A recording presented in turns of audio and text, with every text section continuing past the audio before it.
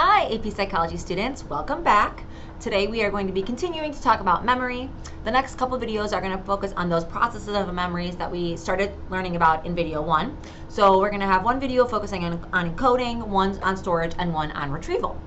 So when we talk about encoding, there are two big questions we want to answer. How do we get information into our memory? How does it work? And then what strategies can we use to help improve our encoding so more gets in, right? If we think about encoding, storage, and retrieval, I think that encoding is probably the most important process because if it doesn't get in, you can't do any of the other ones. You can probably make an argument for retrieval, but ultimately, if we can't get it in, then we can't remember it. So how do we get the information in? Memories tend to be encoded through two different methods or tracks. And these two tracks can work independently, but they can also work simultaneously. So we're going to start with the track that is easiest for our brain to utilize, which is that automatic encoding. Memories are automatically encoded without any attention or conscious effort. These are things that our mind remembers without even trying. Space, where something is, like where you left something. Now, does that mean that you're always going to remember you left something? No, but you know where your seat is or where you maybe put your phone down, or you can visualize things without really trying. Time, so like when something happened. Like if I ask you to think about like, oh, you lost something, you can go back through the steps of your day and you remember the order of things. And then frequency, how many times something happens. So tomorrow, if I ask you, how many times did you see your BFF at school yesterday? If you think about it, you could probably remember pretty quickly how many times you saw their face.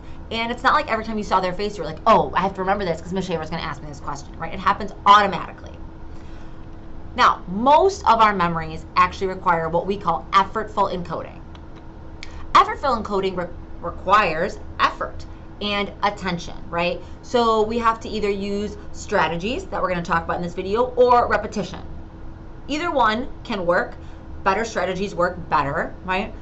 The hard part is that most of the stuff we want to remember, school, any kind of learning, new languages, whatever, those all take effort, right? So if you take a look at this graphic we have here, you have the idea of encoding, right? And automatic, maybe what you ate for dinner yesterday or where you ate it, right? If I ask you, what did you have for dinner like yesterday? You can remember, and it's not like you were sitting down thinking like, I better remember this.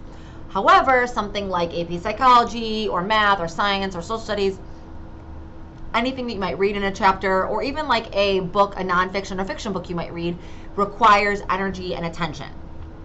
Now, sometimes things can happen simultaneously. So, for example, if you're opening up your AP Psych book to read, the reading and the actual learning of the material requires effort. However, you may remember like where things are laid out, or like if there was a graphic on the page, like what it looked like or where it was without really trying. So you're using automatic and effortful at the same time.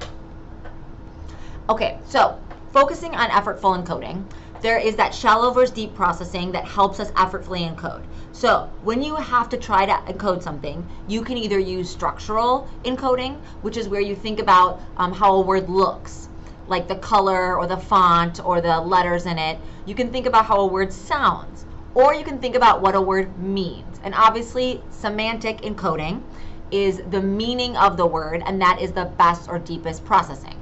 So structural encoding, shallowest. Phonemic encoding, middle. Semantic encoding, semantic processing, best, right? And you can kind of use the term encoding and processing, interchangeably. What does this look like? So say we're trying to remember a word like coffee. So thinking about structural encoding or structural processing would mean, oh, is there double letters? Is it capitalized? What font is it? It's written in black. Like what it just, as is, what it looks like. Phonemic encoding would be like, does it rhyme with the word cup? Okay, so the answer is no, so that might help us encode a little better. It adds a little teeny meaning to it. Semantic encoding or semantic processing would be asking yourself, what type of coffee do I like?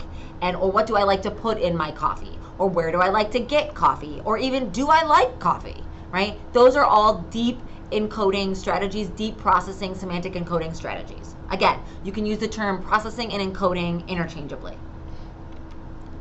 Now, if you take a look at the data presented in this graph, you'll see on the y-axis we have the percentage of words recognized, and on the x-axis we have the depth of processing. Those who use structural recalled way less words than those who use semantic. Next, these are some additional strategies that aid in that semantic encoding.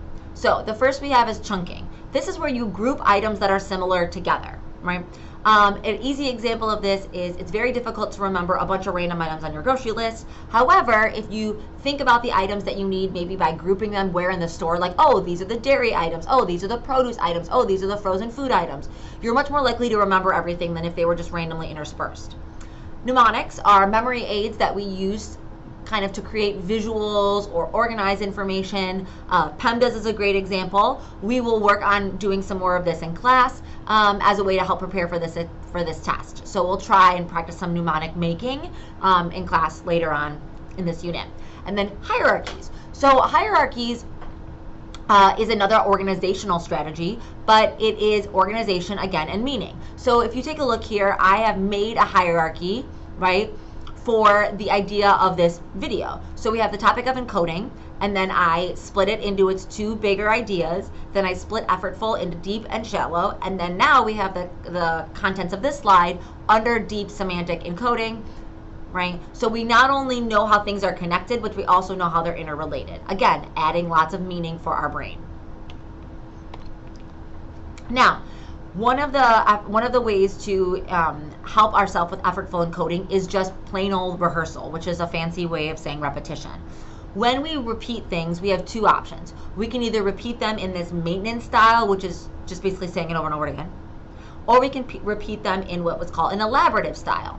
And this is basically the idea of adding repetition and semantic encoding together, right? And they call that elaborative rehearsal. So it's not just using semantic encoding one time, but it's using semantic encoding over and over and over again.